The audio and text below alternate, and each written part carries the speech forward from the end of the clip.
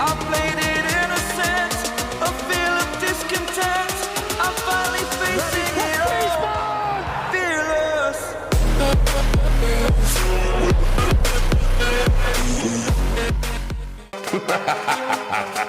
Fatality. If you don't know about Deco by now, group right, check out the.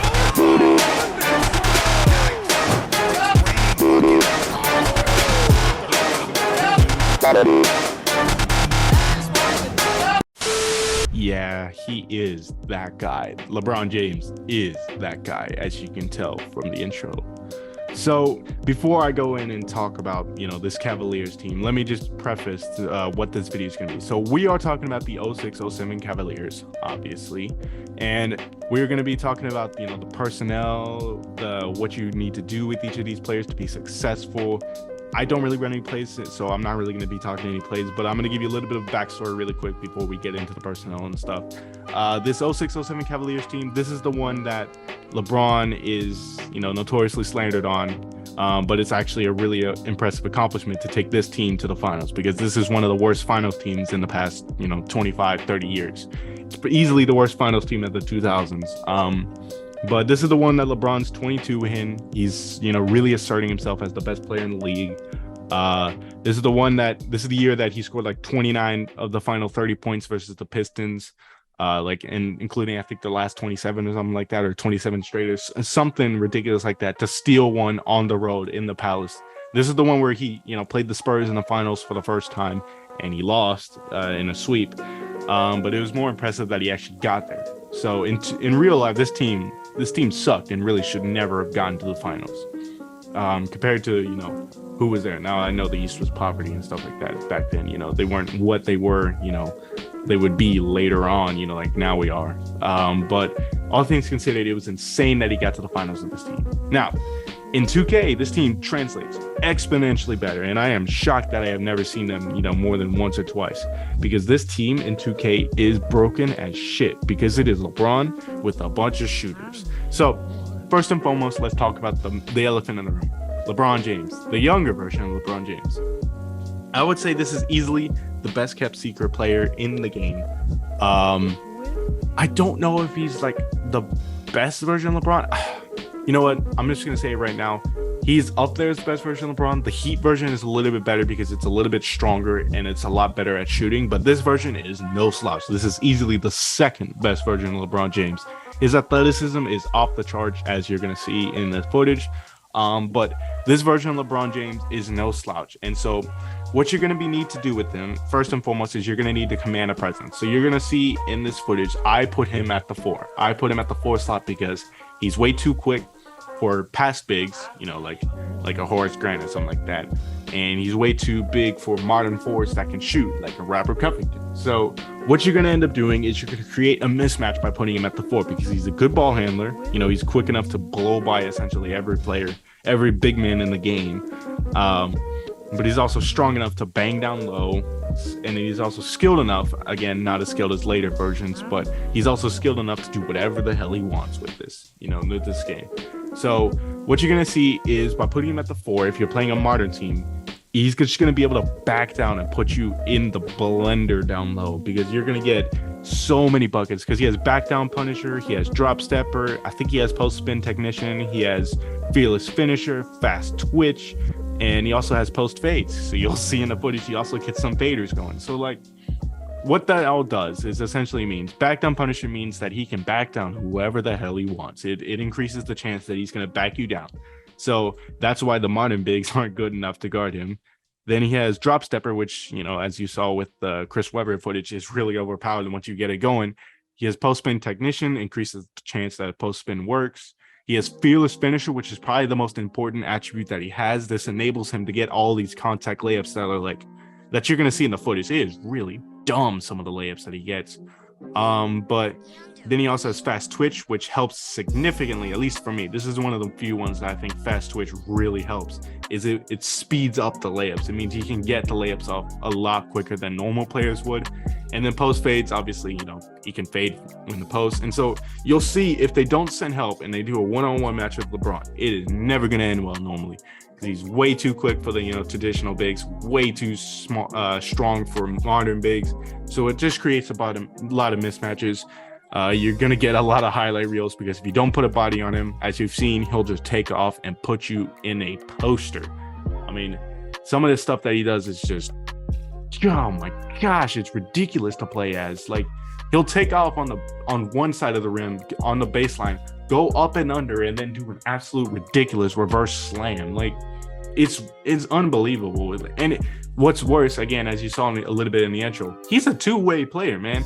It's like he can do whatever the hell he wants on this court because he's so quick. He's decently strong. He's super, super, super, super athletic. And it's like, combine all those, it means he also like just takes over, like he's a good, rebounder because of the fact that he can, jump over everyone. Now, it's not the best rebounding version of LeBron, and it's not even the third best, but the fact that whenever he jumps up for a rebound, I have no doubt in my mind that he's going to get the rebound.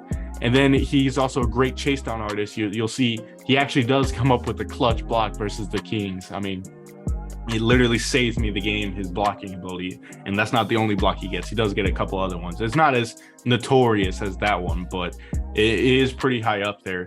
And then he's a good defender. I can put him on a Michael Jordan or on a Kevin Durant, and he'll do just fine. I can even put him on a Kyrie Irving if I so fucking wanted. He is really, versatile in that. He's not an S-tier defender like a Kawhi Leonard or a Giannis, but he's pretty high up there. I would say he's a good A-tier, borderline S-tier, because he also has clamps.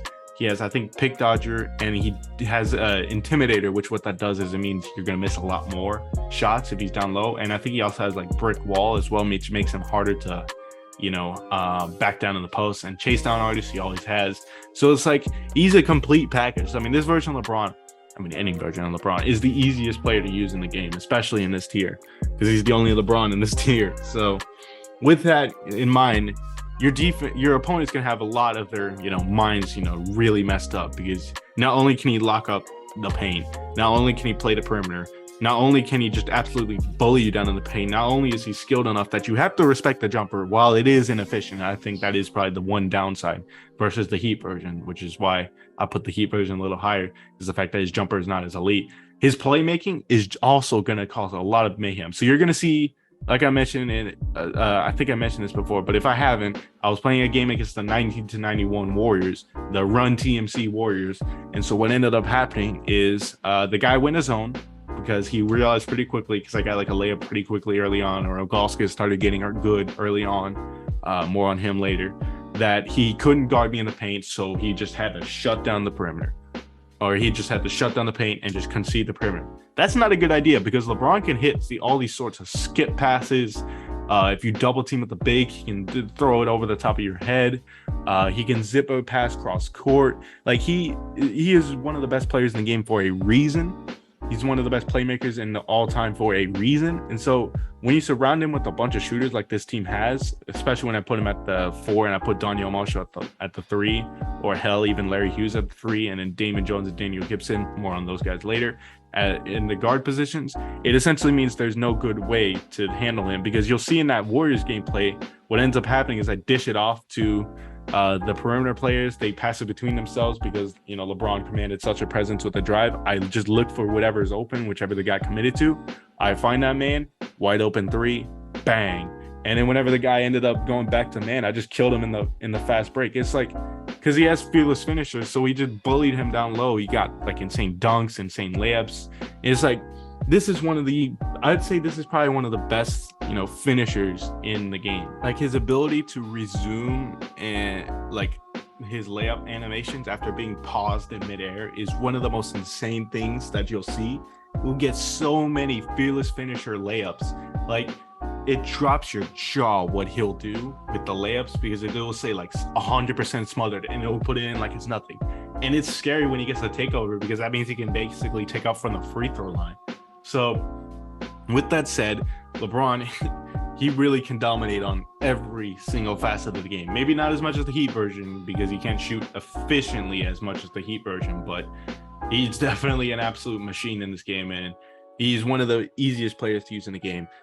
But what helps this team really, pushes it to the next level is Zydrunas Ilgauskas, Big Z. So Big Z in real life was, solid. He was, I think, an all-star. I'm not 100% sure on that. In real life, he was way less broken than he is in 2K. He is also one of the biggest kept secrets in the game, and he's also so broken. He's like an 82 overall, but he's 7'3" with every single badge and offensive attribute you need. So what I mean by that is, on defense, he has rim protector, which means his blocking is going to go up. He is intimidator, which means he's going to cause a lot more shots to miss. He's 7'3", which means he also has box, which means he'll get a lot more rebounds because he's bigger and stronger than you. He has brick wall, post lockdown. He's got the most important badges on defense that will cause misses. And he's 7'3", so he has a paint presence already. So then add to those things, he has great attributes.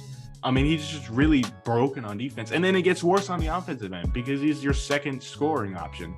Like, I've had games where, I'll give you an example. So there was a game where I was playing, I think, the Phoenix Suns. I'm not 100% sure.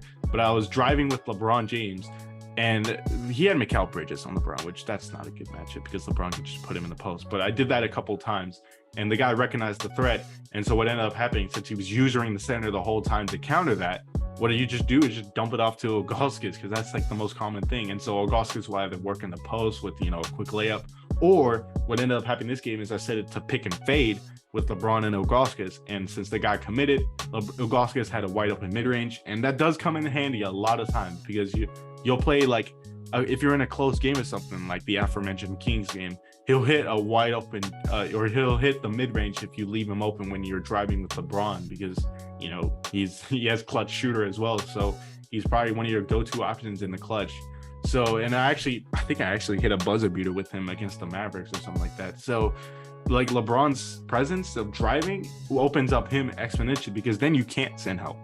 So now you got two isolation scorers down low, and you got two great, defenders to clog up the paint and to cause a lot of misses down low. So they work as great tandem as quote unquote big men. I mean, Ilgauskas is a traditional big, and I think that does hurt him in the speed, but help him in the fact that it gives you another option. So Ilgauskas is probably one of the best kept secrets in the game. Like, his mid-range is sick. It will save you games. Like I keep saying, it saved me a couple of times. It's just, and it causes people to rage because it's like they can't send help with the big man, which is what the most people's first option does. And then what makes it worse is he can actually pass all right. So it's like you can't send help from the guards. So it's like pick your poison. He can drop step you in the post spin technician, post fade, give you the business down low, back down punisher. Like, he has all the badges that you need as on an offensive end. Then he has the ability to shoot from the mid range, and it's a pretty easy shot to time because he has like hot zone specialists and like corner specialists and catch and shoot, and all the important ones for the shooting and the mid range and stuff like that, while also being able to lock down your best post presence down low. And it's just, he is so broken. For an 82 overall, he is so much better than what his rating says. So you definitely need to give him a go just for that alone. And then we get to Larry Hughes, the last of the quote unquote big three. Now, I'm going to say this outright right now. Larry Hughes is a 3-level scorer, but for me, he's more of a catch and shoot and 3 kind of player. So like a 3 and D level player, except he can definitely work at all 3 levels. Larry Hughes, I will say, first and foremost, let's get to the offensive part of him. He is decent at catch and shoot. I don't hit too many with him, but I definitely hit enough that there can be a compilation with him. And I think there was like one play that exonerates it, which is like the guy was starting to use Michael Jordan because he was like playing as the Bulls. And so he started using Michael Jordan to try and roam and cause chaos. And so then I just dumped it cross court to Larry Hughes, who was wide open in the mid range and stuff, and 3-pointers and stuff like that. So it's like, if you help off of someone and you leave Larry Hughes, he can make you pay. And then what helps is he's also the secondary ball handler for this team. So what's going to end up happening is he's going to get you like 5 to 10 assists a game because he's the second ball handler, and he'll get you 5 to 10 points, 5 to 10 assists.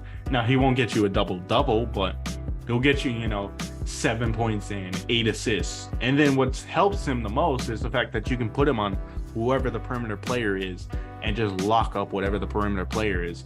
Because I found he's a pretty good counter to like people like Michael Jordan and Luka Doncic, because he's big enough to guard them, but also quick enough to stay in front of them. And he has all the badges that you need for it. So it's like, it's really nice to have him on this team because he's a secondary ball handler. He's a tertiary defender, you know, and the primary perimeter defender. And he gives the ability to still handle the ball when LeBron's resting. And then after you get to those guys, that's your like unofficial victory, because they're 82 overall. It's Larry Hughes and Ilgauskas. Ilgauskas plays way above his level. Larry Hughes plays decently above his level. And then you get to the role players. Now, the one thing LeBron has had in his career that really helps him, and in 2K especially, is the ability to shoot from the other players. So what that's going to end up being is Drew Gooden and Anderson Varejao can both shoot the mid-ranges. So whenever you substitute, you know, if you keep LeBron at the 3 and you have Drew Gooden there, you can run pick and fades with him. Larry Anderson Varejao does have the hitch in his jumper, but he does hit a fair few amount of mid-ranges when he's left open. He's also a good, you know, defender, but mainly those two, they're going to get, you know, rebounds, putback layups, all that type of stuff, and, you know, the occasional mid-range shot. So with those two, they're not necessarily three-point shooters, but that cannot be said with the case of Damon Jones and Daniel Gibson. So Daniel Gibson and Damon Jones are your snipers on this team. They are so useful for this team. There was a game I remember, it was like the 85-86 Celtics that I was against, and the guy was handling me pretty well. He had a double-digit lead, and if you play 2K, if you have a double-digit lead, that's normally a death sentence for you as the actual opponent team. You know, especially in 5-minute quarters. Like I can think of maybe like 5 to 10 comebacks I've had from like double-digit deficits. But this guy went into his zone stupidly, and he didn't really know how to use it. And so what ended up happening, since I put Larry Hughes at the 3, Daniel Gibson at the 2, and then Damon Jones at the 1. What ended up happening is I just blew him out of the water, and after he did that, because he just kept leaving them open, and I just kept finding them with, you know, LeBron bringing the ball up the court, or one of the other ones bringing the ball up the court, and they just had catch and shoot threes, and that's what they're there for, catch and shoot shots. Now, Daniel Gibson randomly does get a couple putback layups, but mainly these guys, they are catch and shoot. You can light up an opponent with them. I remember it was a game against the Jazz. Damon Jones was cold at first, and then out of nowhere, he got hot, because the guy kept leaving him open for me. And so it's like, you don't do that against anyone in this game unless you know for a fact that they suck at shooting. And Damon Jones does not suck at shooting. As you can see in the footage, he knocks down a ton of threes. These guys, like if you leave them open, they'll light you up. And this guy got lit up with like 12 points or something like that from Damon Jones. There are games where he'll have 15, 18. Daniel Gibson will have 12 as well in those types of games. It's like the games against the Warriors and stuff like that, and the Celtics, like the ones that you are seeing, the Jazz, like if you were left open with them, they're just gonna rip you a new one because they're so skilled at shooting. It's like you can't really afford to leave them open when LeBron's on the ball, because he'll find them, he'll be able to make that zippy pass, and then they'll get a catch and shoot open 3. It's like it really helps spread the floor, because it's like you can't help from any position unless you're really, really good at reading what the opponent's gonna do, or you commit and you get a steal. Like that's the only way you can really sag off of these guys, is if you really know what you're doing, or you get a steal.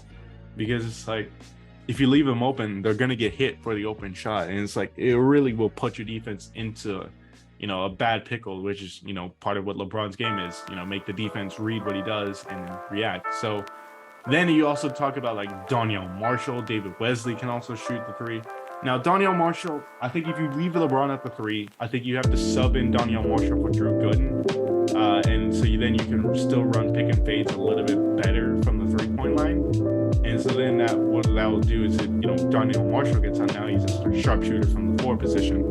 Now the paint's opened up even more. But yeah, so David Wesley hits a 3-point shots every once in a while, but he's kind of a defensive liability because he's like 6 foot tall or something like that. So yeah, keep in mind with these players, these role players, their main job is catch and shoot. Like, you're not really going to get the rebounds from them. You're not going to get many assists from them. It's just, buckets from 3. So that is the 06-07 Cavaliers. So like I said, this team is criminally underrated. I mean, LeBron is one of the most fun players to use in the game. He gets so many broken animations and dunks and layups and all that stuff. And then you got more talent, coming in behind him. So like an average game, I'd say if you were using this team right, I would say you can easily get 27, 7, and 7 with LeBron. That's pretty easy with, a steal and a block a game. Ilgauskas, you can get 17, 9, and 3, 3 assists with, a couple of blocks a game with a ton of missed shots, for the opponent. Larry Hughes, you can get, 6 points and 7 assists with, a couple steals. And then for the actual role players, I'd expect you can get, 5 to 10 points with Daniel Marshall, 6 to 12 with Daniel Gibson and David Jones each. Like with those two, you should be aiming to get, I would say probably about 24 points off of threes. I think you could probably aim for that because eventually they will start to try and help from the guards. At least in my experience, really good players will do that. And then for the rest of the team, get like, just, have them do the roles, get a ton of rebounds, make a ton of missed shots, put back layups, the whole shebang. But this team, it is so fun to use. I can't recommend this team enough. When I started using them, I didn't know where it was going to go. Now they're probably my favorite tier 2 team. Like if I was going on a tier 2 matchup in a competitive rank game with retro teams, this is probably the one I choose. So with that all being said, this is a great team. I fully recommend this team. So again, thank you to my editor for editing these videos, and I thank you all for listening, and I'll see you guys next time. Peace.